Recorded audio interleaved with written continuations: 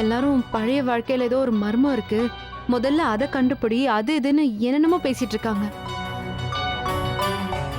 அப்படி என் வாழ்க்கையில என்னதான் நடந்துச்சு உனக்கு தெரியுமா? என்னடா? உன் வாழ்க்கையில மர்மம் இருக்குன்னு யார் சொன்னது? வேற யாரு? அத்தையும் அந்த கலையரசியும். ஆஹா, பானுமதியும் பிரியாவும் இந்த சதியெல்லாம் செய்ய ஆரம்பிச்சிட்டாங்களா?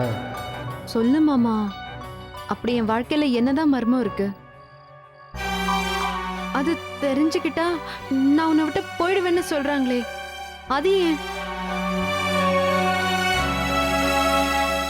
நீ ஏன் சும்மா இருக்க? சொல்லு.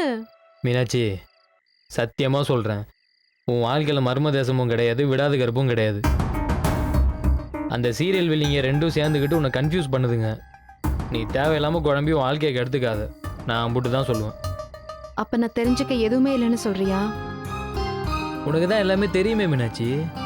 எல்லாம் தெரிஞ்சுக்கிட்ட அப்புறம் தானே என் கூட வாழ சம்மதிச்சு இங்க வந்த. ஆனா இது முன்னாடி நடந்த விஷயம்னு சொல்றாங்களே. அதை வேற சொல்லிட்டாங்களா? மீனாட்சி, காமுவோ காப்பியோ, ஆ?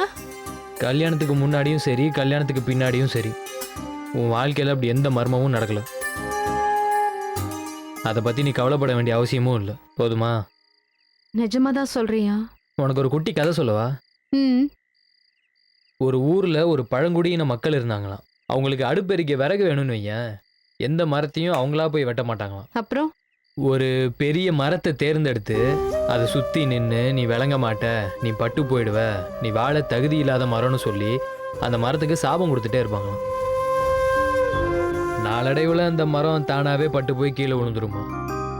கீழே விழுந்த மரத்தை விறகுக்காகவும் மற்ற தேவைக்காகவும் வெட்டிப்பாங்களாம். இப்போ இந்த கதையை ஏன் என்கிட்ட சொல்ற? அதே சேம் டெக்னாலஜியாக தான் மீனாட்சி எங்கள் அம்மாவும் கலையரசியும் உங்ககிட்ட ஃபாலோ பண்ணுறாங்க.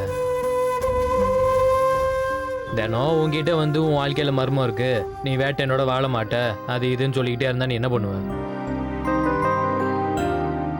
ஒரு கட்டத்தில் பைத்தியம் பிடிச்சி வேட்டையன் வேண்டவே வேண்டான்னு சொல்லி இங்கேருந்து ஓடி போயிடுவ. அப்படி போனால் அது யாருக்கு லாபம்?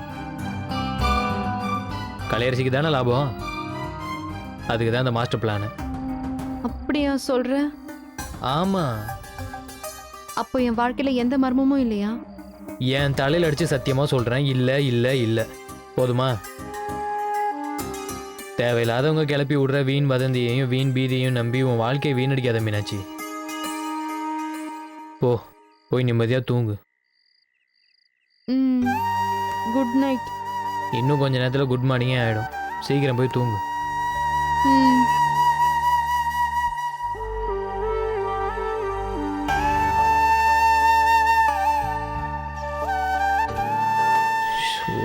Just escape. இது எப்படி அடுத்தடுத்து டேக்கிள் பண்ணுறதுன்னு தெரியலையே.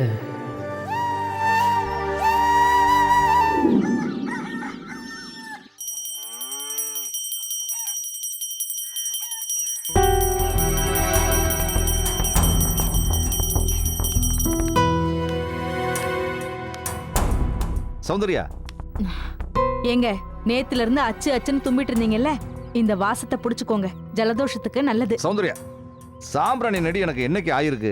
இதை முதல்ல கொண்டு போய் உள்ள வச்சுட்டு வா. உங்ககிட்ட ஒரு விஷயம் பேசணும். என்ன விஷயங்க? இதை கொண்டு போய் வச்சுட்டு வான்னு சொல்றல்ல. வெள்ளிக்கிழமை ஆனா போதும் வீடு முழுக்க புகையை போட்டு எமலோக மாதிரி ஆக்க வேண்டியது. ஏங்க இப்படி அபசகுணமா பேசுறீங்க? இருங்க வச்சுட்டு வரேன்.